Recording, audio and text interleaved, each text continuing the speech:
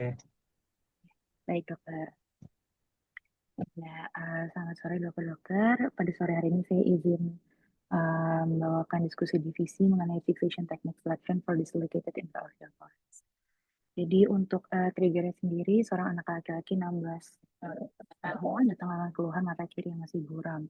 Pasiennya ini, maaf, dia menjalani operasi reposisi IOL dengan teknik intraocular haptic fixation 3 minggu sebelumnya. Sebelumnya lagi, pasien ini memang dirujuk dari poli PO untuk pertimbangan reposisi atau exchange dari IOL akibat dislokasi IOL-nya. Pasien ini memiliki riwayat operasi katarak kurang lebih pada saat usia 1 tahun. Kemudian dilakukan secondary implant pada saat sebelum usia sekolah menurut orang tuanya. Kemudian saat ini pasien masih mengatakan adanya buram di kedua mata, terutama yang kiri. Pasien memakai kacamata dari sejak sekolah pada kelas 5 SD, namun yang dipakai karena menurut pasien penglihatannya juga tidak terlalu maju banyak. Sebelum ke poli KBR ini, pasien mengatakan tidak ada riwayat terbentur maupun terpucak mata setelah operasi.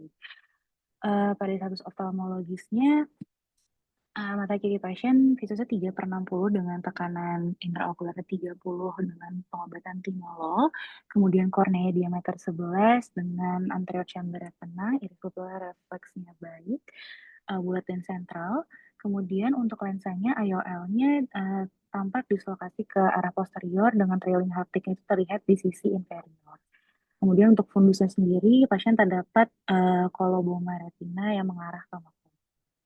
Untuk fellow eye-nya sendiri, pasien visusnya 6/60 dengan lensanya masih fakik.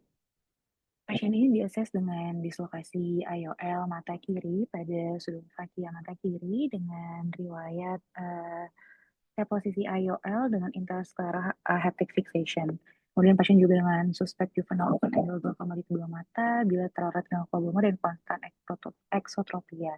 Pasien ini direncanakan untuk dilakukan exchange IOL dengan teknik Yamane, kemudian diberikan obat-obatan anti glaukoma untuk kondisi juvenile open angle glaucoma pasien. Baik, jadi dislokasi IOL ini merupakan komplikasi yang memang tidak jarang ditemui dengan insidennya itu berkisar antara 0,19 hingga 3% setelah operasi katarak tanpa komplikasi. Penyebabnya sendiri dibagi menjadi dua kategori besar, yaitu intrakapsular dan ekstrakapsular. Kalau dislokasi intrakapsular itu umumnya terjadi akibat adanya degenerasi zonular, misalnya pada sudut eksfoliasi, trauma, dari riwayat operasi di retina, ada high myop, uveitis, ataupun kondisi kongenital lain yang dapat mempengaruhi integritas zonul. Nah, untuk dislokasi ekstrakapsular ini dapat disebabkan karena sulcus placement dari IOL itu ukuran tidak sesuai, atau mungkin sisi yang terlalu besar, atau mungkin ada kerusakan optik atau defek dari kapsular. Secara klinis, memang dislokasi IOL ini dapat menimbulkan berbagai gejala, seperti mungkin glare atau mungkin ada diplopia monokular. Kemudian dapat juga terjadi sindrom UBH atau uveitis yang mungkin terjadi karena kontak IOL yang bergeser sama jaringan UVA-nya, dan juga mungkin dapat terjadi pupillary capture apabila IOL ini bergerak ke anterior iris. Nah, untuk manajemennya sendiri atau pelaksanaannya itu dapat uh, dibagi menjadi konservatif hingga bedah. Kalau konservatif itu dapat diberikan minotikum, siklopedik, dilakukan laser pupiloplasti. Namun ini dilakukan apabila desentrasi itu desentrasi. Namun apabila dislokasi memang sudah berat, mungkin diperlukan intervensi bedah seperti reposisi, kemudian fiksasi dengan jahitan, ataupun dilakukan IOL exchange. Nah, untuk IOL fixation sendiri ada beberapa teknik yang dapat dilakukan, yaitu seperti ada Yamane procedureless flange. Jadi untuk Yamane ini, dia tekniknya tanpa sutur dan tanpa glue, namun haptic punch-nya itu di counter sehingga bentuk nyangkut di sclera. Dan untuk teknik ini, dia membutuhkan trikis IOL. Kemudian ada juga teknik yang disutur atau sutured scleral fixation. Jadi biasanya ini untuk ujung haptiknya itu dijahitkan ke skleranya. Kemudian ada juga yang glue ada file haptic fixation. Jadi pada saat ini haptiknya terlihat secara eksternal tapi tidak dijahit. Jadi cukup menggunakan scarocap dan fibrin dulu. Kemudian ada juga Carol Bail. Jadi kalau untuk yang Carol Bail ini dia menggunakan jenis IOL-nya itu yang khusus yang haptiknya itu berbentuk T. Kemudian ada juga iris claw. Iris claw ini jadi dia diletakkannya di belakang iris. Kemudian ada juga yang ACIOL atau yang di anterior chamber. Nah, untuk materi sendiri, jadi clinical question yang berangkat dari kasus ini adalah pada pasien dengan dislokasi IOL ataupun misalnya afakia, jadi adanya inadequate coxal support. Interventionnya adalah sutureless intrascleral habit fixation, yaitu terutama yang Yamani. Kemudian comparisonnya adalah fixation teknik yang lainnya. Dan outcome-nya yang dilihat bagaimana outcome BCVA-nya, kemudian IOL power-nya, IOL stability, field presentation-nya, dan juga bagaimana profil komplikasi dari masing-masing jenis fiksasi. Kemudian untuk studi desainnya kita melihat dari RCT, systematic review, meta-analysis maupun cohort studies. Pencarian literatur dilakukan melalui database PubMed, Cochrane, dan Scopus dengan tentang waktu 10 tahun. Adapun kata kunci komprehensifnya ini seperti yang ditampilkan pada layar. Dan untuk critical appraisal menggunakan Oxford CEBM worksheets yang disesuaikan dengan desain studi. Berikut adalah eligibility kriterianya. Jadi untuk inclusion kriterianya adalah human studies dengan dislocated IOL or aphakia with adequate capsular or zonular support, dan studinya ini dalam 10 tahun dan diterbitkan dalam bahasa Inggris. Dan untuk eksklusi kriterianya diantaranya adalah primary IOL placement dan lainnya sesuai yang ditampilkan. Nah, untuk literatur search-nya sendiri, dari hasil literatur searching dari 3 database, mendapatkan total 343 artikel, yaitu 198 dari PubMed, 123 dari Scopus, dan 22 dari Cochrane. Setelah dilakukan seleksi, ada 7 studi yang memenuhi seluruh kriteria inklusi yang akhirnya akan dibahas pada PBCR ini. Jadi untuk karakteristik studi dari systematic review dan meta-analisis, yang pertama dari yang Wong et al. Di Wong et al. Ini dia merupakan studi systematic review, di mana populasinya ini mencakup 2.624 mata dengan min usianya 51,47 tahun, termasuk juga dengan populasi pediatrik dan juga populasi single marker. Nah, intervensi yang di sini yang diberikan, yang diteliti adalah classification IOL teknik seperti yang suture, glue maupun yang sutureless atau glueless. Nah, comparisonnya adalah di antara dari 3 studi tersebut, dan yang dilihat adalah komplikasinya intra dan juga postoperatif, endothelial cell loss, dan juga IOL stability. Kemudian systematic review dan meta-analisis dari Chang et al. Ini populasinya yaitu pada 737 mata, di mana intervensinya merupakan teknik yang mana dan comparisonnya itu adalah dengan sutured glass scleral fixation sebagai pendekatan yang tradisional. Nah, untuk outcome sendiri, ini melihat bagaimana BCVA, kemudian ECC-nya, surgical duration, dan juga complication rates-nya. Kemudian untuk studi primer yang terpilih yaitu ada 5, di mana pada studi ini rata-rata merupakan sebuah retrospektif komparatif study. Dan berikut adalah populationnya, kemudian untuk intervensinya sendiri ada yang sutural intrascleral fixation, kemudian ada yang mana teknik 4-point scleral fixation, kemudian untuk comparisonnya adalah dengan teknik yang lain, dan outcome-nya rata-rata mirip, yaitu melihat bagaimana visual acuity-nya baik dari UCVA maupun BCVA, kemudian untuk endothelial cell count-nya, kemudian bagaimana tilting dan decentration-nya, effective transposition-nya, kemudian ada juga yang menilai bagaimana iris capture rate-nya dan juga surgical induced astigmatism yang disebabkan oleh operasi.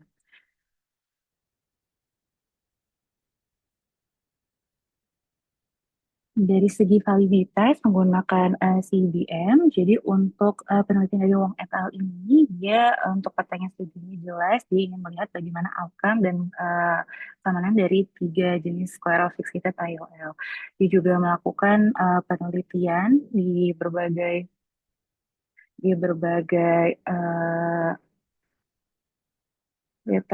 search engine, namun terbatas pada penelitian yang bahasa Inggris saja. Nah, untuk risk of bias assessment-nya ini, dia termasuk yang limited karena tidak di-report bagaimana risk of bias tool-nya. Kemudian, kombinasi studinya ini deskriptif sehingga tidak dapat di-pool menjadi meta-analysis. Kemudian untuk result and conclusion-nya jelas, di mana dia dapat menunjukkan hasilnya yaitu Good SFIOL ini memiliki hasil yang paling baik terhadap endothelial cell loss-nya dan juga komplikasi yang paling rendah. Kemudian dari Chang et al. Ini juga memiliki studi question yang jelas, di mana dia membandingkan antara outcome visual dan juga komplikasi, baik dari yang traditional surgical activation dan juga yang Yamane teknik. Pada penelitian ini dia komprehensif, melakukan literatur searching tanpa adanya restriksi bahasa. Kemudian juga dia menjelaskan bagaimana penggunaan risk of bias tool-nya.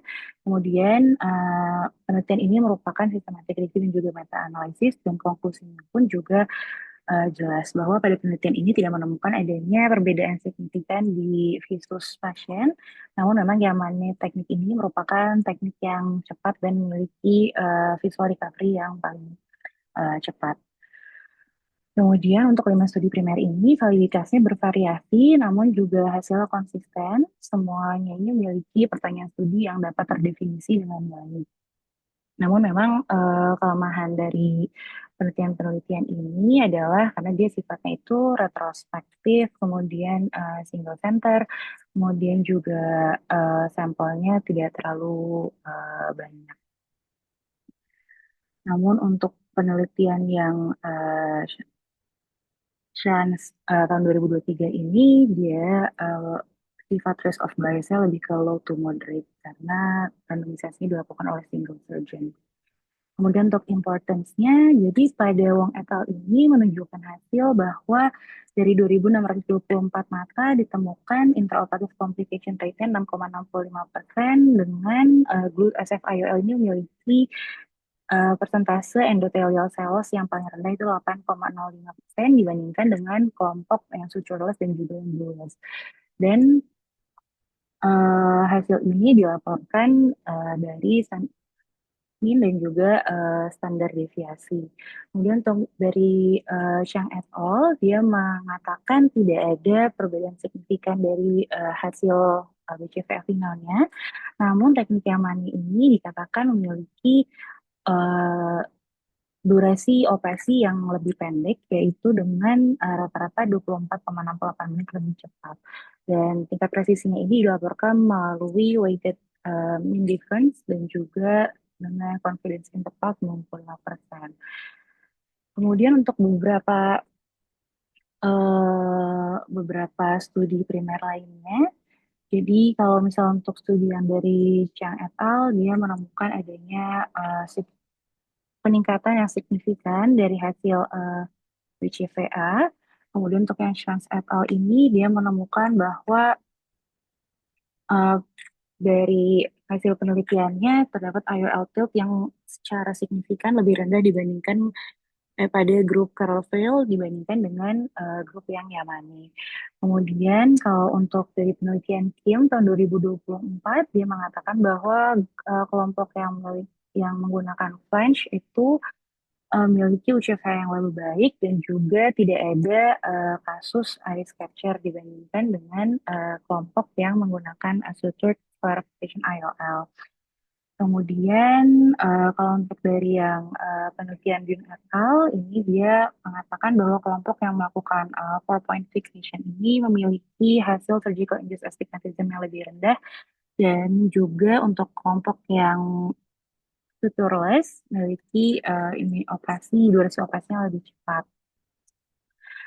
Kemudian juga dari penelitian dari Cha et al, dia menunjukkan bahwa kelompok yang sutured ini memiliki myopic shift, sedangkan yang sutureless ini menunjukkan adanya slight hyperopic shift dari targetnya.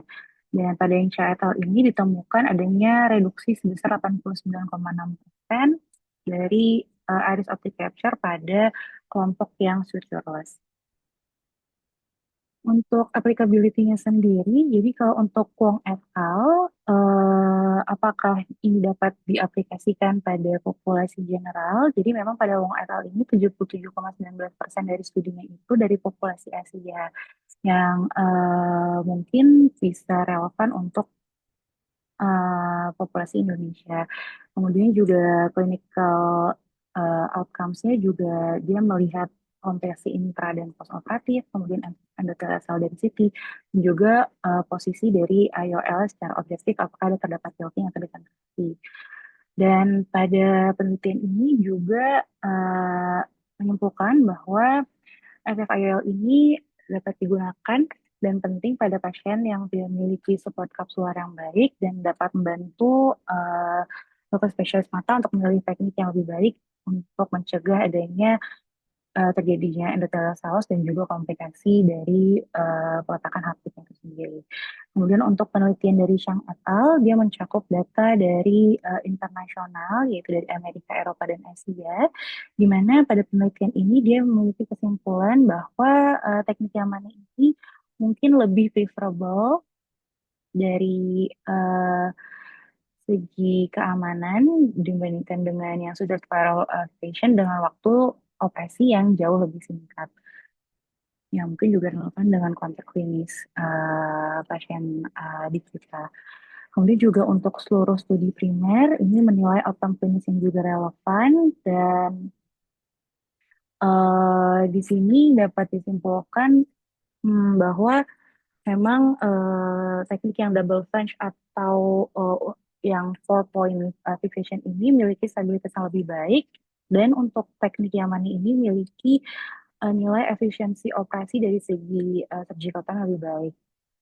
Dan untuk hasil stabilitas, kemudian komplikasi dan juga kecepatan dari durasi operasinya ini dapat menjadi penilaian ataupun keputusan klinis dari masing-masing individu surgeonnya.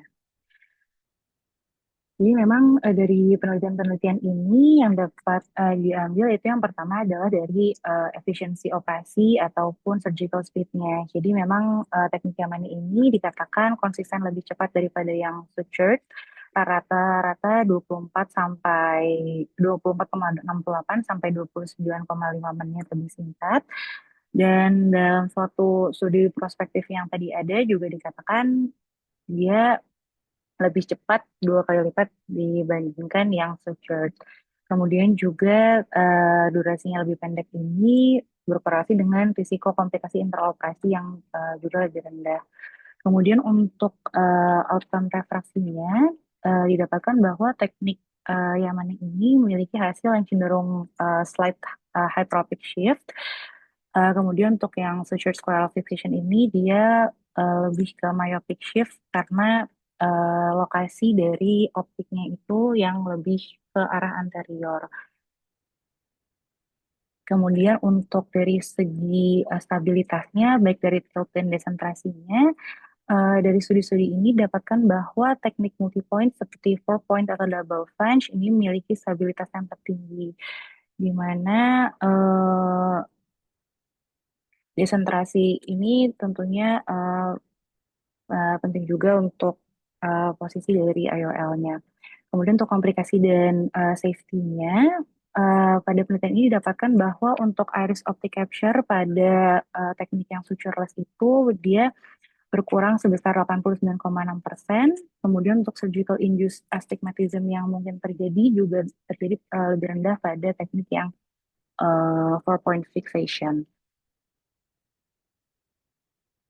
Kemudian yang perlu diperhatikan adalah pada teknik yang sutur bahwa teknik sutur ini apabila karena menggunakan Prolens 10 ini memiliki breakage rate sebesar 26,2% sampai 27,9% dalam waktu kurang lebih 6 tahun.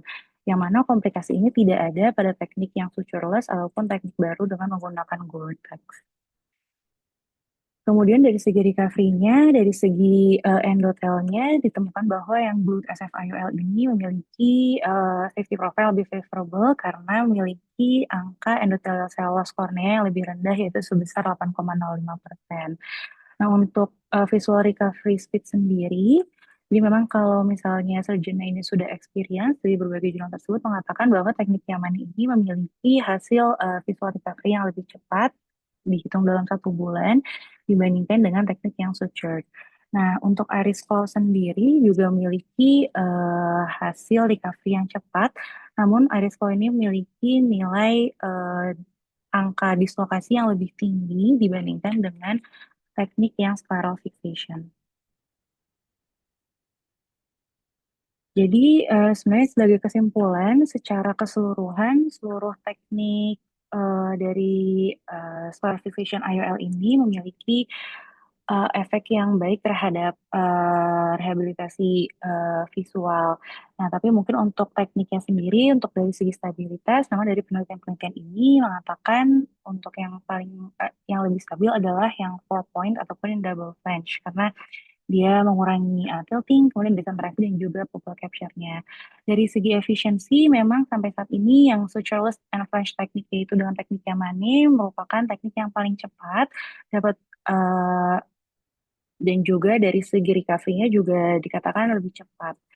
Nah, untuk tren refraksinya sendiri, tadi untuk yang sutureless memang dia lebih ke slight hyperopic dibandingkan dengan yang sutured yang lebih induced myopia. Kemudian untuk sarannya sendiri, memang sebenarnya untuk pemilihan teknik dari fiksasi ini memang harus dipikirkan berdasarkan dari kondisi pasien, kemudian juga dari availabilitas dari IOL-nya juga, dan kemudian juga dari experience dan juga pengalaman dari surgeon-nya. Kemudian memang pada penelitian-penelitian ini masih belum ada penelitian prospektif ataupun yang multisenter yang mungkin dapat lebih menjawab lagi terkait knowledge gap kita, terutama untuk pasien-pasien dislokasi IOL. Namun pada penelitian-penelitian ini mengatakan bahwa apabila ingin uh, untuk uh, untuk durasi operasi yang lebih singkat dengan recovery yang lebih baik sampai sejauh ini masih dengan Yaman Effect. Berikut referensi yang saya gunakan. Terima kasih, mohon masukannya kepada dokter-dokter sekalian.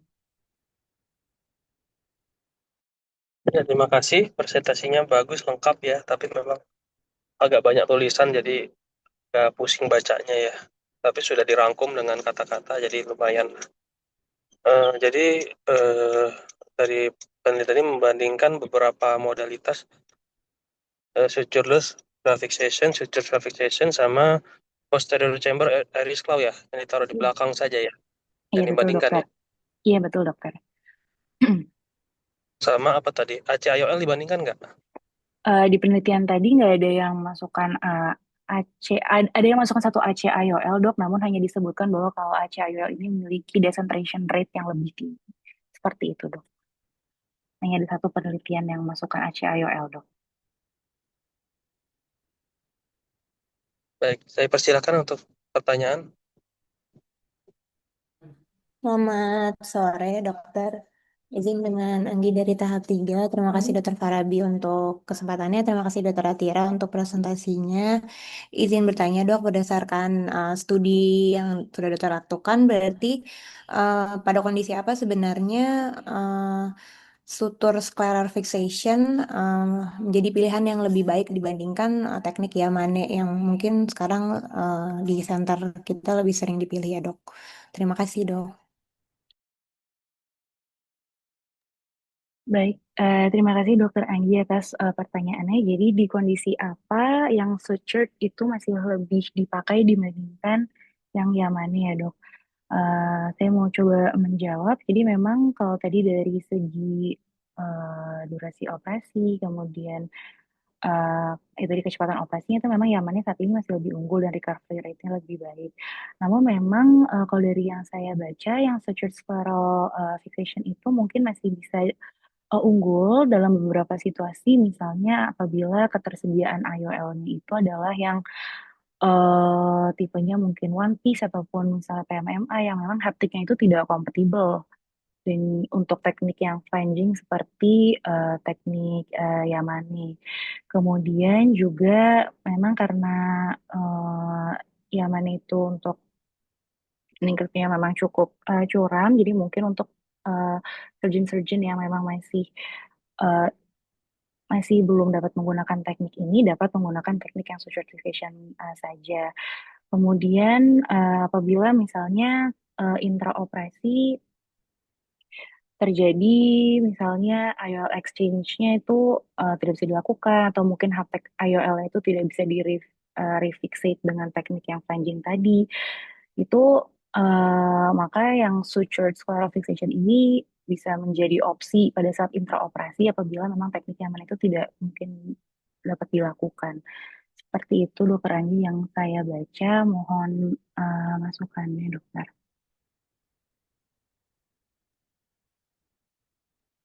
Baik, terima kasih Dokter Atira. Baik, tadi dari ketersediaan IOL-nya dan lebih ke keterampilan surgeonnya juga ya dok. Terima kasih. Iya betul Dokter Andi. Terima kasih Dok. Ya, pertanyaan berikutnya.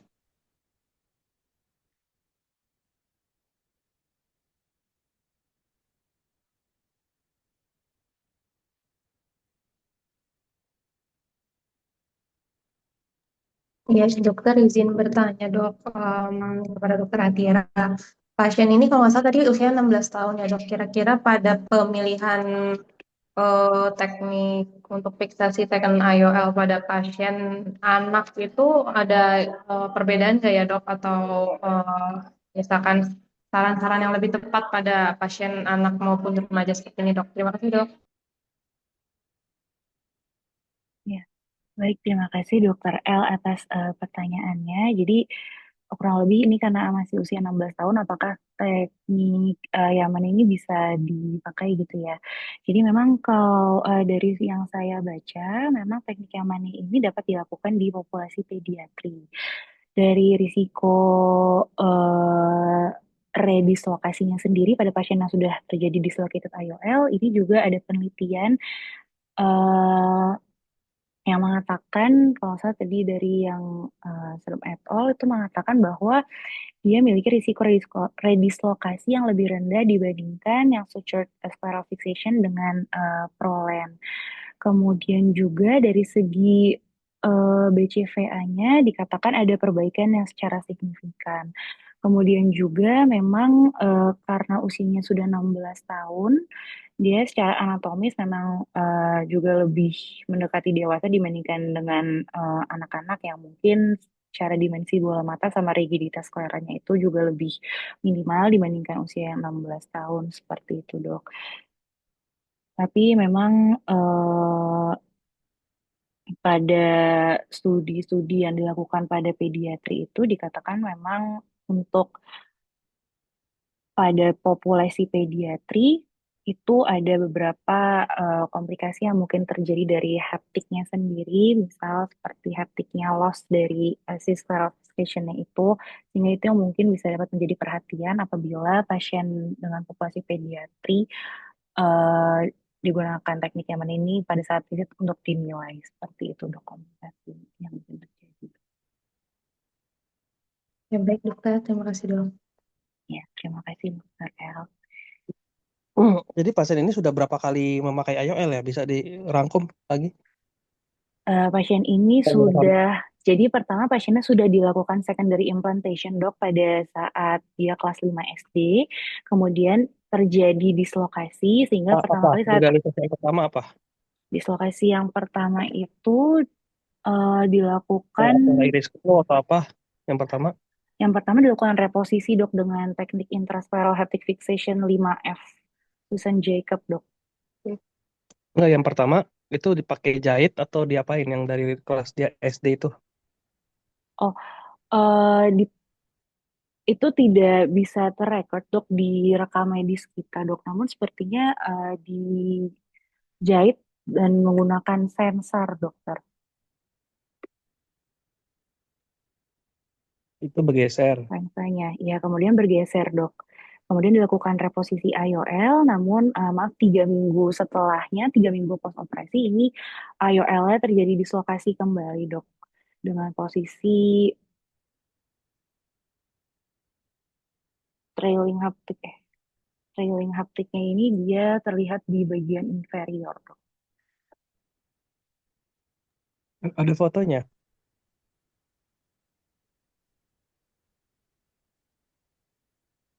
Kira-kira apa yang menyebabkan dia dislokasi itu?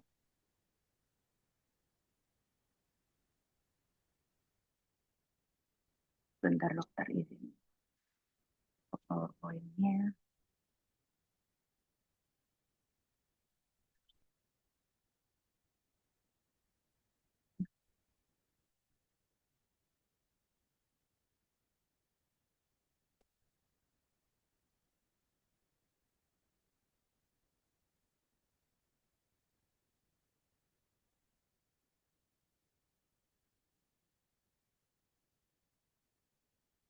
Apakah slide-nya sudah terlihat dokter?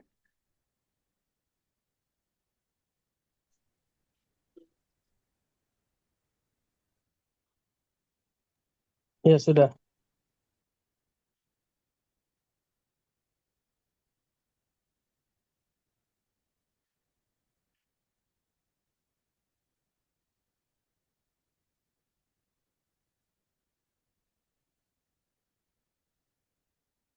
Ya dok, jadi memang pada saat kontrol H plus 3 minggu setelah pasiennya melakukan reposisi IOL, ini terlihat bahwa bagian IOL ini dia terdislokasi ke posterior. Nah, trailing haptiknya ini terlihat dia uh, menggantung di inferior, dokter.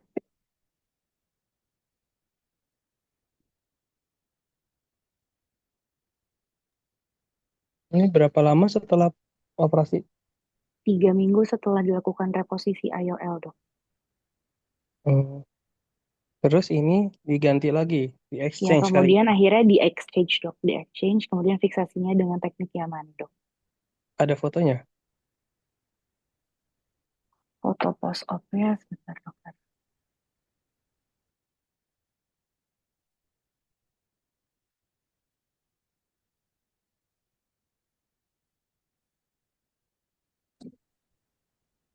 Terima kasih untuk kesempatannya Dokter Farabi. Izin dengan Pak Harun, izin bertanya kepada Dokter Atira. Sekiranya pada pasien ini kan juga ada riwayat dengan glaukoma dan juga dengan beberapa terapi, dok. Pertimbangan IOL exchange-nya apakah terdapat pertimbangan waktu atau misalnya kapan IOL exchange itu dilakukan? Ya. Baik, terima kasih Dokter Farhan atas pertanyaannya. Izin dok, tadi saya lagi mau menayangkan untuk yang posisi IOL post yang maninya. Apakah berkenan saya tayangkan itu dulu atau menjawab pertanyaan dari Dokter Farhan dulu, dok? Iya, coba ditayangkan dulu. Kita tayangkan dulu, baik dokter.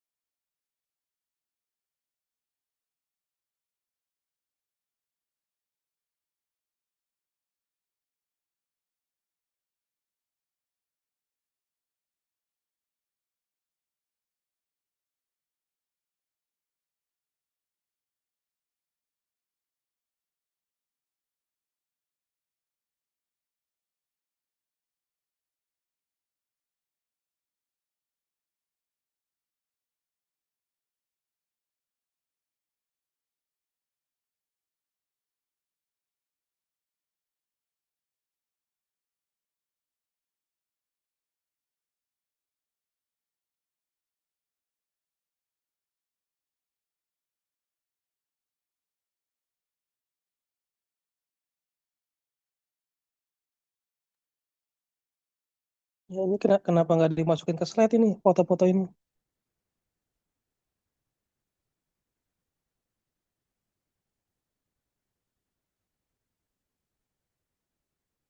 Iya, Ter.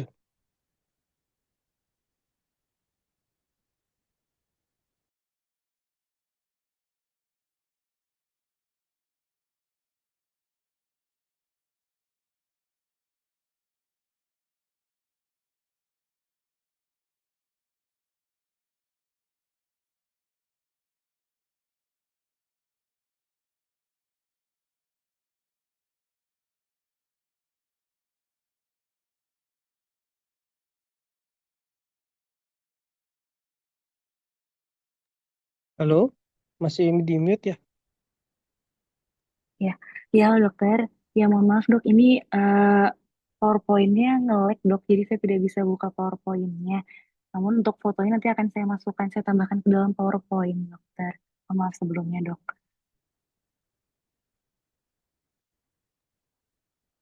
Iya, sudah bagus berarti ya dengan Yamani ya.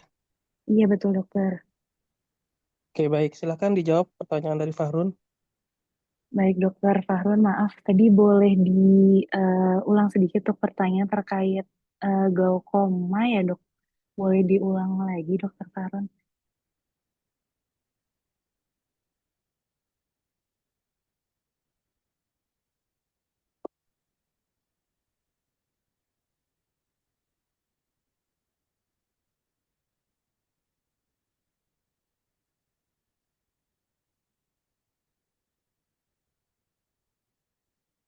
Halo dokter Fahrun, apakah suara saya terdengar dok?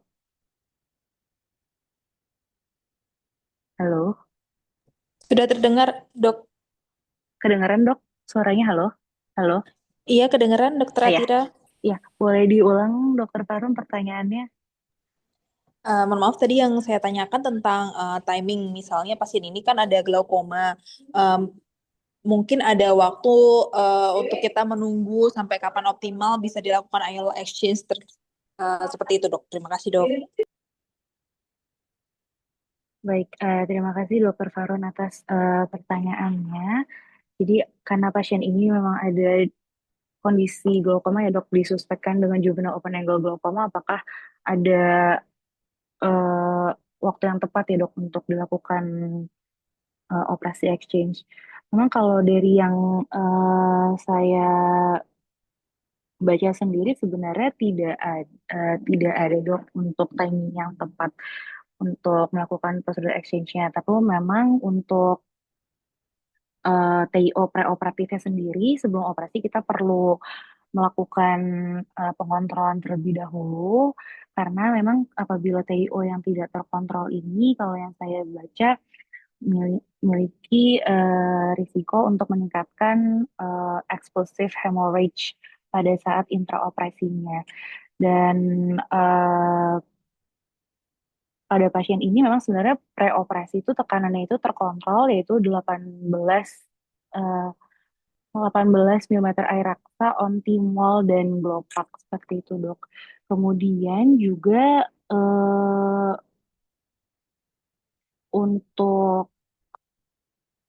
untuk timingnya sendiri itu tadi sih dok saya sih nggak menemukan adanya studi yang mengatakan apakah ada timing tertentu, namun memang TIO-nya itu harus terkontrol dengan baik. Dan juga memang sebenarnya kalau misalnya pasiennya kita curigai dengan glaukoma, mungkin eh, apabila kita ingin melakukan evaluasi sudutnya terlebih dahulu dengan gonioskopi itu mungkin dapat lebih baik untuk mengetahui apakah sudah terjadi posterior anterior synchy atau belum. Namun kalau pasien ini kan memang kita dari asesmen sebelumnya itu dicurigai mengalami juvenile open angle glaucoma dok. Jadi sebenarnya kemungkinan besar tidak ada mekanisme sudut yang terbentuk dari pasien. Seperti itu dok.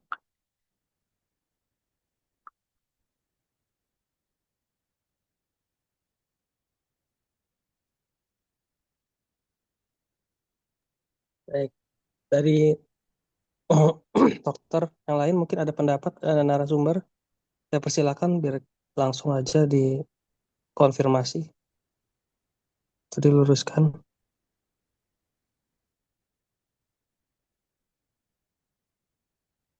Buat yang mana, Bi? Tadi aku nggak dengar dia agak. Ya, kalau masih glaukoma ditunggu berapa lama untuk secondary implant?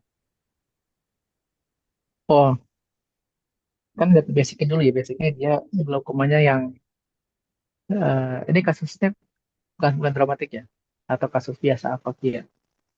Soalnya kalau yang eh, kan kita ada satu glaukomanya jenisnya jenis apa yang dia close karena di angle-nya atau memang ada masalah uh, vitreous entrapment di cewek di pupilnya. Jadi pupil di blok. Kalau emang itu nggak ada masalah di angle berarti kita ya tetap butuh konsul ke glaukoma kan. Tahu kalau memang masalah di vitreous ya berarti itu bisikan vitreousnya. Nah, kalau kita lihat semuanya aman, ya udah kita kasih obat. Kadang kita nunggu inflamasi dulu, biasanya kita tunggu sampai 3 bulan. Inflamasi full treatment 3 bulan eh, nggak turun, jadi kita konsul. Kalau enggak ya udah kita udah bagus ya kita lanjut ke second implant. Itu kurang lebih paling dari saya. Baik, terima kasih dokter. Oke. Itu jelas ya, Pak Harun.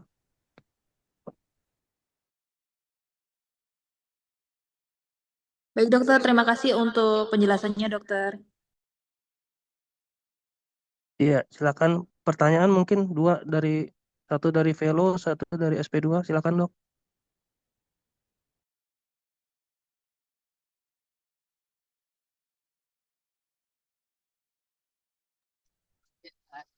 Dok, izin dok.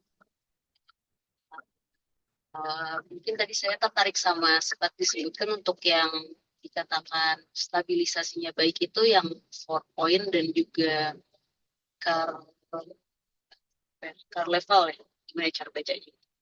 Nah, itu ada penjelasan lanjutannya nggak dok, seperti lensa yang digunakan, karena tampak kita masih kurang familiar sama dua teknik tersebut. Tadi yang dikatakan yang paling stabil dan lebih minim surgical astigmatism ya kalau saya tidak salah. Kemudian mungkin saya sedikit klarifikasi soal pasien ini dok. Jadi waktu itu saya yang kerjakan 5F HF-nya yang saja gitu dok. Jadi waktu itu kita pertimbangannya untuk mempertahankan lensanya, tampaknya lensanya mungkin sebelumnya pas 5 tahun itu disulkus ditempatkannya dan menggunakan sensor. Waktu itu pertimbangan memang pertama baru dapat ikut webinar yang 5F is Hype itu dok, dan di sana memang lensa yang digunakan sama sensor, dan selama ini kan kita punya masalah kalau pakai sensor itu bentuk flange-nya nggak menjamur gitu ya dok, tapi panjang dan sering protruding gitu. Jadi dipikirkan untuk mencoba teknik yang baru ini, tapi ternyata memang yang mungkin butuh learning curve juga ya dok. Dan waktu itu kita memang kesulitan, ini kan kalau di foto yang trailing haptiknya yang haptiknya masih ada di uh, apa di tunnel itu, yang haptik sebelah, kalau dari kita dari superior yang haptik sebelah kiri, yang lepas itu yang haptik sebelah kanan yang posisinya lebih superior. Jadi memang waktu itu intraop yang untuk haptik yang sebelah kanan itu memang sangat sulit dimasukkan ke tunnelnya uh, yang dibuat. Jadi waktu itu kita tambahkan jahitan untuk memfiksasi, tapi ternyata tetap lepas. Jadi uh, kalau saya rasakan waktu mencoba untuk melakukan teknik SFB ini memang ada kesulitan itu ketika membuat tunnel menggunakan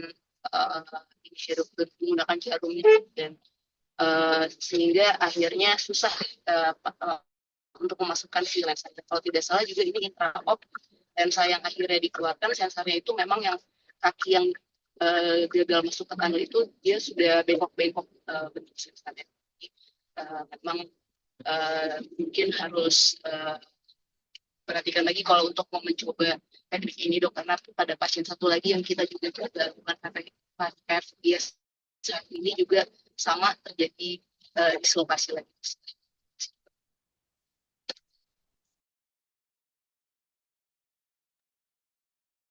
Ya, terima kasih dokter Hanifa. Ini kan dengan teknik apa namanya sebutannya 5F. Ya dok, 5F dok. Dengan teknik 5F ini itu haptik itu tidak dibakar ya, tetapi diselipkan ke pocket sklera ya.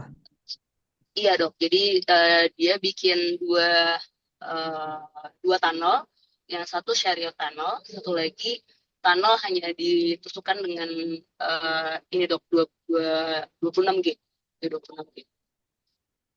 Terus kemudian dia ditakin di tunnel 26G-nya.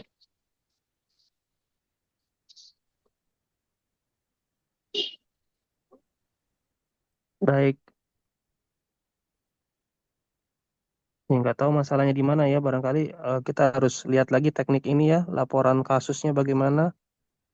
Oh, karena ada 2 kasus, dua-duanya geser ya, yang kita coba ya.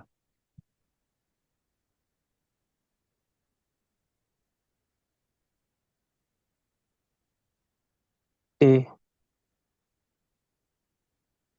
Silakan, Dokter Atira, ada tanggapan? Ya, baik, terima kasih Dokter Farabi. Izin dok, jadi tadi dokter Hanfa menanyakan terkait yang stabilitas ya dok. Jadi memang kalau dari yang saya baca itu untuk yang stabilitas terbaik itu tadi betul yang Carlofel itu dok. Jadi yang Carlofel ini kalau yang saya baca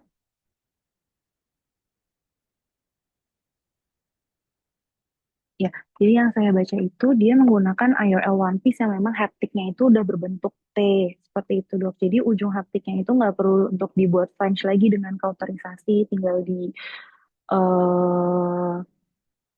tinggal di lock aja di dalam tunnel skleranya. Seperti itu dok. Mungkin untuk yang Carovel ini yang memang belum available juga dok di Indonesia. Seperti itu dok. Mungkin mohon masukan ya dokter. Kalau yang apa tadi 4 point fixation dari Bion itu gimana? Sama juga lensanya lensa khusus atau sebenarnya bisa semua lensa dan ternyata memang lebih stabil gitu. Baik dok. Jadi kalau untuk yang 4 point fixation ini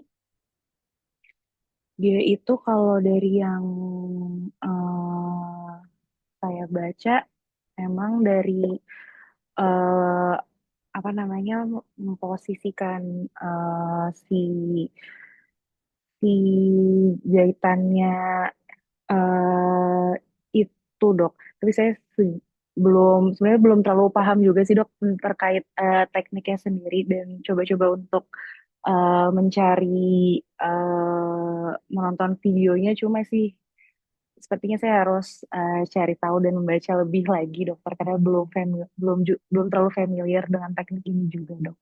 Mohon maaf sebelumnya dok.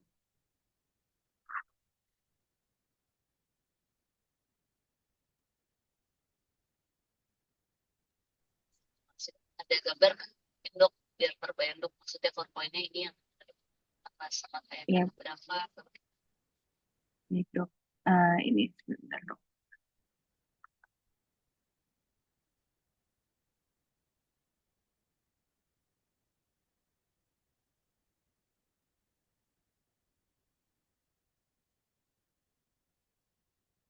Apakah sudah muncul dokter?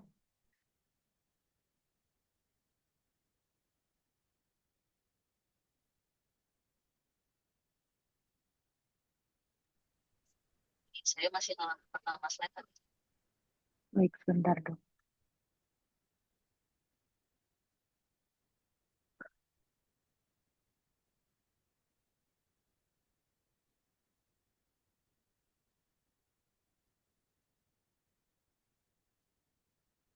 Apakah sekarang sudah muncul dok?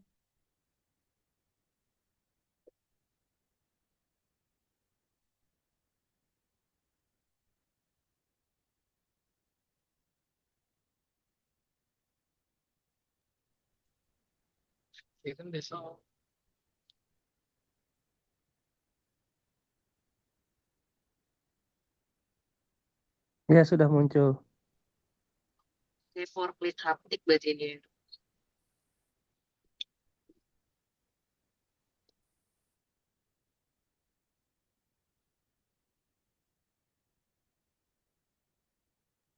Ini karena berapa 4 point fixation ya, mirip ini ya. Harus butuh IOL tertentu ini, IOL khusus.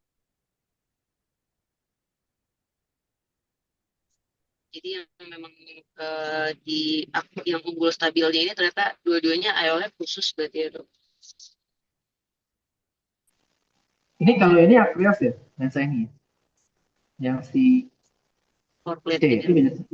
Iya, ini saya pernah nih kalau ini pakai Aquarius. Memang ribetnya itu adalah eh, kan butuh banyak benang untuk fiksasi.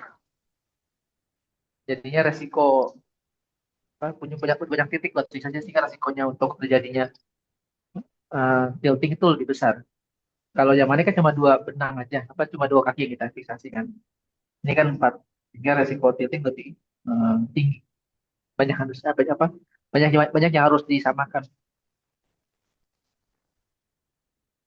Ya.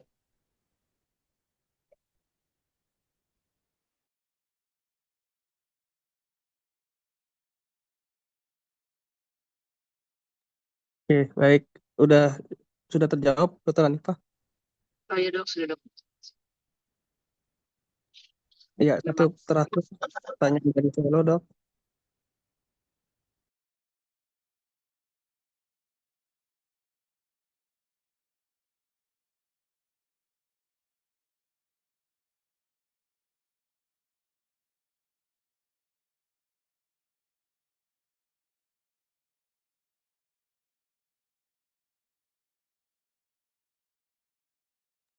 Ada Dokter Nurin? Selamat sore dokter, Iya, siapa nih? izin. Ini Nurul dokter. Oh, silakan, Dok. Izin dok, di sini mungkin ada beberapa teknik juga yang lain ya dok untuk demonstrasi ini. Bisa jadi mungkin dengan teknik suturless ini bisa mengurangi iris capture dibandingkan dengan teknik lain dok. Menurut presentan mungkin kenapa teknik suturless ini lebih protektif terhadap iris capture dok? Iya, baik. Terima Ya, kasih. silakan. Ya, baik. Terima kasih, Dokter Norin. Jadi ya tadi di presentasi saya sempat ada menyebutkan juga bahwa yang studi dari CHA tahun 2025 ini dia mengatakan bahwa dengan teknik yang sutureless itu dia iris capture-nya berkurang sebesar 89,6%. Nah, kalau dari yang coba saya pahami, Dok, jadi memang kalau misalnya yang sutured yang konvensional itu mungkin jahitannya itu bisa menciptakan mungkin kayak pivot point gitu ya dok, sehingga menyebabkan IOL itu bisa jadi eh, kurang stabil di bagian anterior kalau misalnya dia memang bergeraknya lebih ke anterior, jadi bisa terjadi capturednya itu dok. Sedangkan kalau misalnya sutureless dia biasanya posisi IOL-nya karena lebih posterior, jadi physical contact antara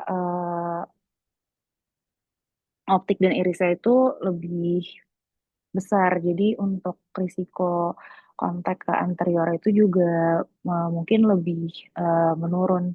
Kemudian juga tadi kalau misalnya untuk yang full point atau mungkin yang double French itu karena dia fiksasinya dia di eh, banyak tempat, jadi dia memang lebih minim untuk terjadi rotasi atau terjadi pergerakan ke arah depan sehingga dia lebih ini daripada yang suture block seperti itu. Mohon arahannya dok.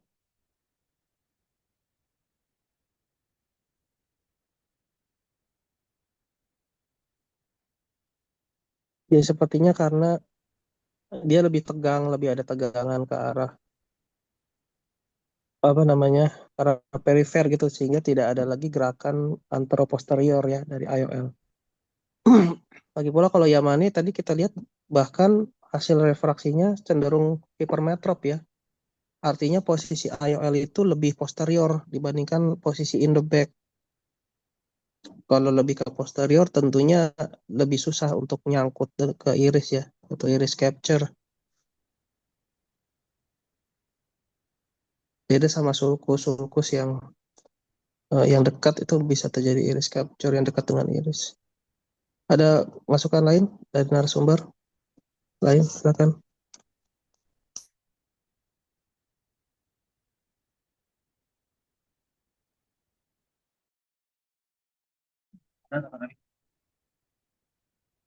Tadi bandingkan antara itu ya, antara benang sampai yang eh, kata yang mana ya?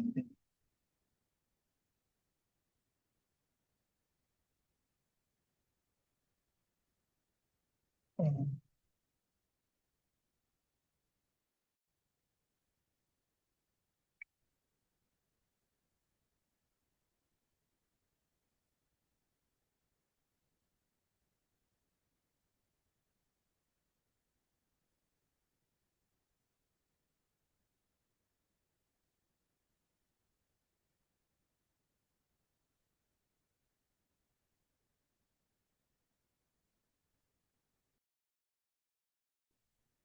Kenapa Dokter Rio?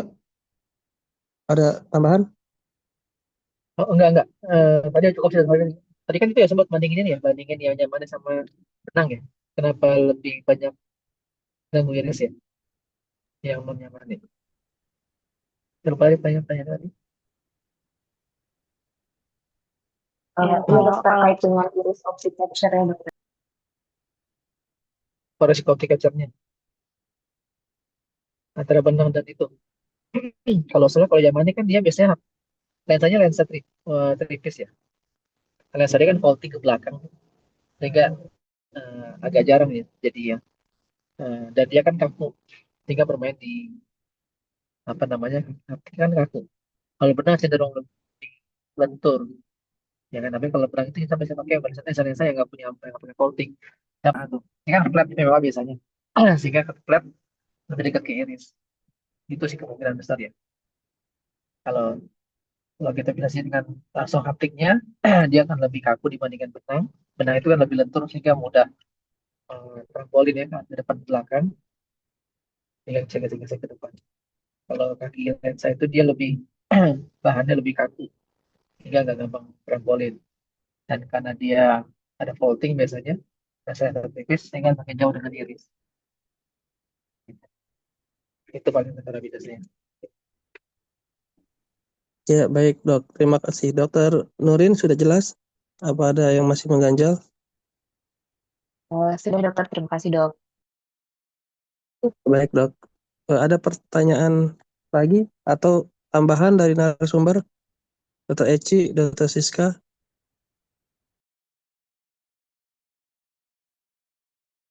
Sebenarnya itu ya, masih bingung sih dengan teknik yang Susan Jacob tuh. Karena dia kan sebenarnya diselipin ke sklera ya, Dr. Hanifah dulu ya. Sedangkan Iya dia dok, kan, disebutnya sedangkan jarum jarum itu lebih besar dibandingkan haptiknya. Otomatis kan akan loose ya, besar. Atau mungkin ya dia pakai jarum yang kecil. Karena kalau yang mana kan jelas di bulb. Bulb itu kan akan bikin nyangkut di bulbnya itu kan. Kalau ini kan dia nggak pakai glue, diselipin di bekas jarum, yang dimana which is jarumnya itu lebih besar dibandingkan dengan diameter haptiknya. Gitu. Tapi dia bilang bisa bertahan ya di situ ya. iya dok. Dia bilangnya only tuck in, jadi flapless gitu. Iya. Sebenarnya kalau kita lihat caranya si Yamane, dia kan sebenarnya pakai double needle teknik ya. Jadi dia akan mengeluarkan haptiknya berbarengan kanan sama kiri, ya kan? Sebenarnya dia itu pun juga stabil sih. Dia dengan mengeluarkan lensa itu sebenarnya dia nggak akan ketarik ke dalam. Nah, si Susan Jacob ini menilai kalau memang itu nggak ketarik ke dalam, berarti udah dimasukin ke situ aja, nggak usah dibakar. Jadi diselipin. Kalau si agarol kan dia dilem tuh, perlu TIOL kan. Ditakin juga ke dalam, lalu di glue, dibikin apa si open pocketnya gitu. Jadi mungkin itu mungkin bisa dikerjakan pada kasus-kasus yang eh, apa, yang berarti dia punya posisi fiksasinya harus nggak boleh bikin tarikan di haptik ya. Karena kalau itu bisa slip keluar lagi. Kalau yang ini kan nyangkut nggak akan keluar lagi. Jadi safety-nya lebih aman sebenarnya yang mana. Kalau mungkin bikin kalau yang mana itu bisa itu bisa nongol di apa? Tapi kalau si backup itu dia pasti akan ini ya, buka konjungtiva ya, otomatis. Karena buat pasti. Iya dok, konjungtiva Nah, buat bikin flap. ada dia keluar, nanti masuknya pakai dia tetap pakai flap ya, bikin flap juga ya, Iya dok, pakai ada flap. flap chariot flapnya. Oh, buat itu ya. Biar nggak nongol. Oke. Kita masih yang mana sih ya, Iya yang sih dok. lebih masih muda, yang visible. Ya mereka sih cari iseng-iseng aja, cari ide aja sih, ide-ide, dan mereka memang senang promosinya, jadinya ada aja promosiin balas sebenarnya nggak begitu signifikan. Kayak itulah di India. Ya oke lah, dapat variasi teknik sebenarnya kan. Kadang-kadang teknik tertentu juga kayak misalkan fiksasi IOL di iris. Nah, ribet tekniknya itu dibandingkan dengan yang mana. Nanti kita harus ikat iris, resiko irisnya nggak bulat lagi, resiko irisnya gesek-gesek jadi UGH juga. Terus apa mengakibatkan kalau nempel iris kan sama kayak iris close sebenarnya, dengan iris close kalian. Ya, sehingga kalau nempel iris di iris pasti kan akan nempel banget tuh dengan pupil. Resiko bloknya tinggi banget kan, pupil yang di blok maka harus di P. Ya, banyak tekniknya, cuma memang yang saat ini sih maka si Yamane itu dia dapat penghargaan maju di itu kan acara apa game lecture acara PSRS karena memang dinilai sebagai yang satu signifikan perubahan treatment yang dibandingkan dengan teknik yang lain dan dia mempersingkat waktu penanganan operasi. Itu Febri saya terima kasih. Ya, makasih Dokter Rio. Dokter Siska, Dokter Eci, ada tambahan?